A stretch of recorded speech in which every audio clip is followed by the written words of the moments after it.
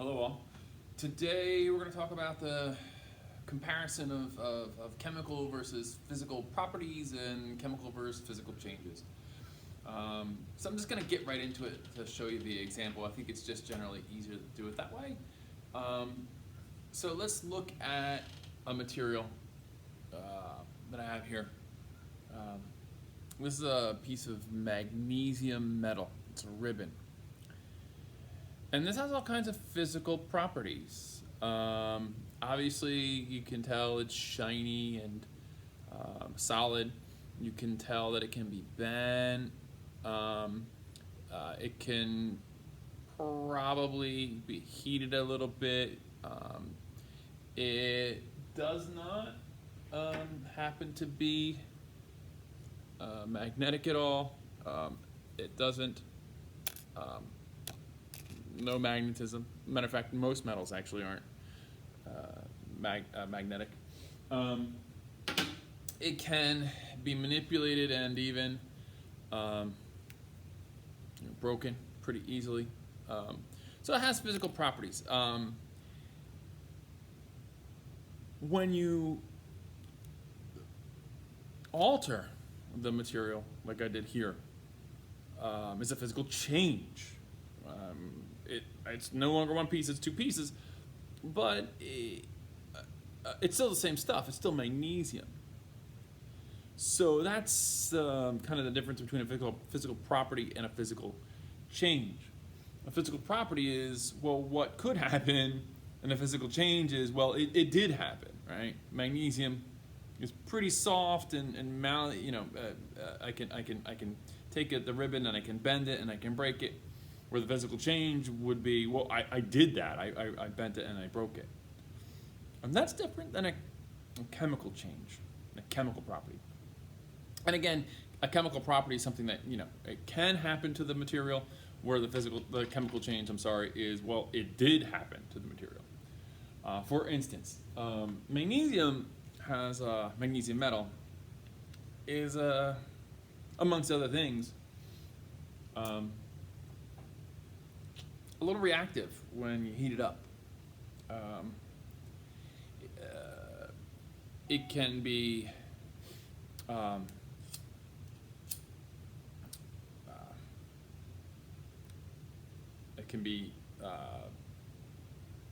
warmed, heated to a critical point where, in fact and indeed, it burns. And when it does that burning, it produces a very, very, very bright white light, obviously, as you just saw. By the way, when you have a reaction like that where it ends up giving off a lot of heat and a lot of light, they call that an exothermic reaction. And a chemical reaction is really a chemical change. So chemical reaction and chemical change can be used kind of interchangeably. So the chemical property of magnesium is it can ignite and burn in the presence of oxygen. So oxygen's all around us, we know that.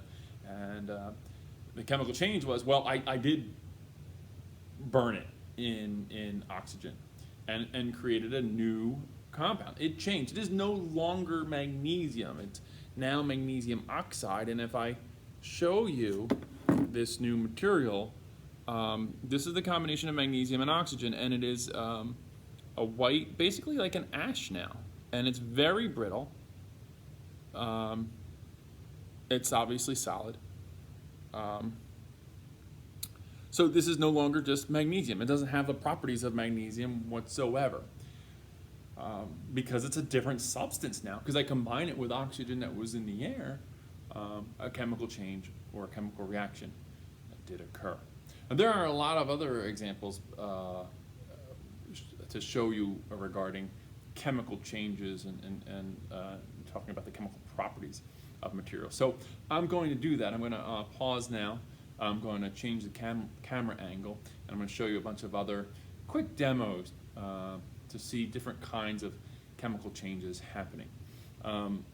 One last thing which we have to also discuss is later that whenever we have a mixture of materials, and you remember mixtures, whether it be heterogeneous or homogeneous, when we have a mixture of materials, we can separate the mixtures.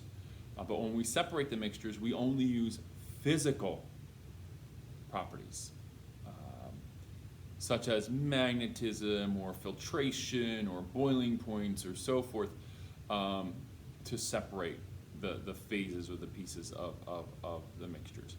We do not use chemical changes because that would alter those materials, and that's not what we want.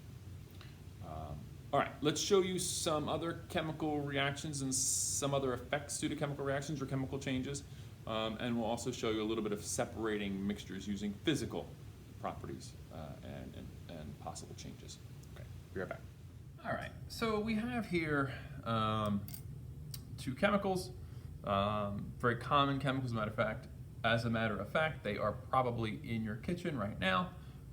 We have here some sodium chloride, good old table salt, and what I'll do is just gonna put a little bit of the table salt into the beaker, no big deal. And I'm also going to take some sodium bicarbonate, baking soda, and I'm going to put that in the other beaker just a little bit. And, you know, physical property wise, they look very similar. They're white, crystally kind of powders. Yeah, the one's a little more coarse than the other one, sure, but they are very similar in nature. We could test these compounds, we could test density, we could test melting point and so forth, all those possible physical properties. What we're going to do is add a little water to see who dissolves, because the ability to dissolve is another physical property, and when we dissolve it, that would be a physical, kind of change. So we add some water to these, and we're gonna need a good stir to get some of it to dissolve. I don't know if I'll get all these materials to dissolve completely, but we'll try. Looks pretty good. Yeah, most of that's dissolved. Get the rest of this to dissolve pretty easily. All right, so we have the materials dissolved. Physical property, they are able to be dissolved in water. As I said before, with physical properties, especially with mixtures, if a mixture goes together, a mixture should be able to be separated through the use of physical properties. So one of the ways to separate mixtures is through the use of changes of state, either freezing points or boiling points. And so what I'll do is I'm going to take a small sample of this salt water, just a small bit, just to show you. I'm going to put a little bit on the heating plate, and I'm going to let that heat up, let the water boil away, and we'll see what happens after that occurs.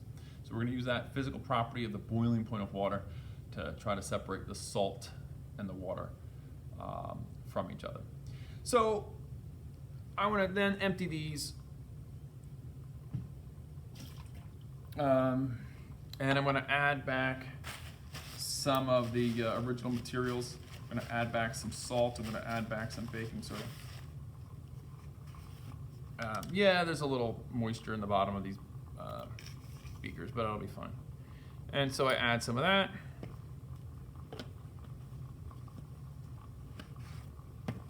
And I feel like I'm on a cooking show. I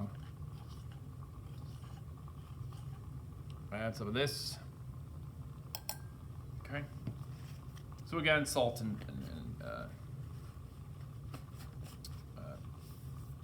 baking soda. And I'm going to add to each of these beakers some vinegar. Again, this is in your kitchen most likely. This literally is just a vinegar bottle. And I'm going to add some to the salt. Nothing really happens. But when I add it to the vinegar, we get the bubbles.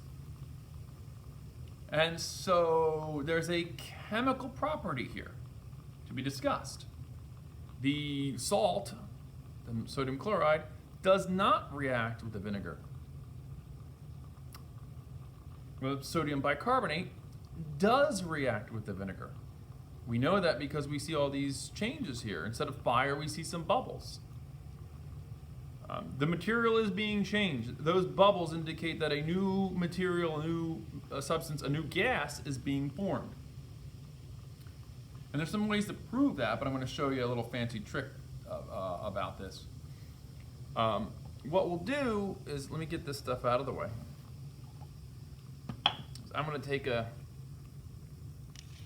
candle, and I'm going to light the candle.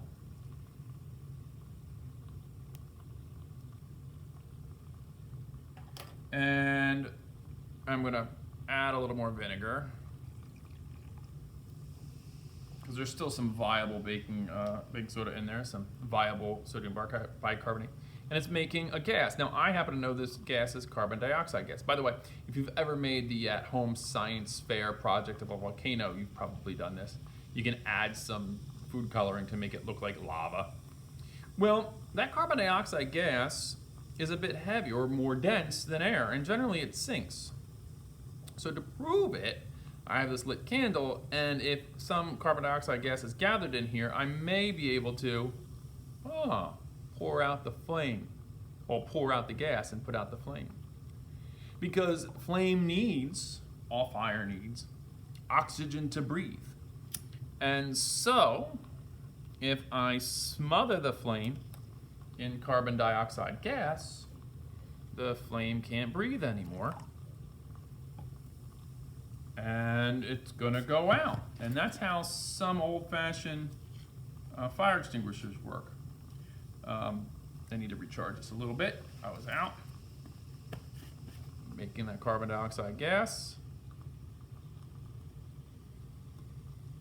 There it goes. So, I'm going to let this go for a little bit. I'm going to come back, and we're going to see us, separating the water and the salt, and I'm going to set up for another demo. So, give me a moment, and I'll be right back. Okay, we're getting close. All the water, you can hear it, is sizzling away. The bulk of the water is now gone in that beaker. We boiled away. And so I'm going to turn off the heat. I'm going to take the beaker off the heat. It's a little hot. I'm going to get a glove. And I'm going to show you what's inside the beaker. Well, remember, this was salt water. And now that all the water is gone, look what's inside that beaker. Salt. So we've separated the salt and the water using physical properties. So again, mixtures use physical properties to separate it. Now, that water, unfortunately, we did lose. It went out into the atmosphere.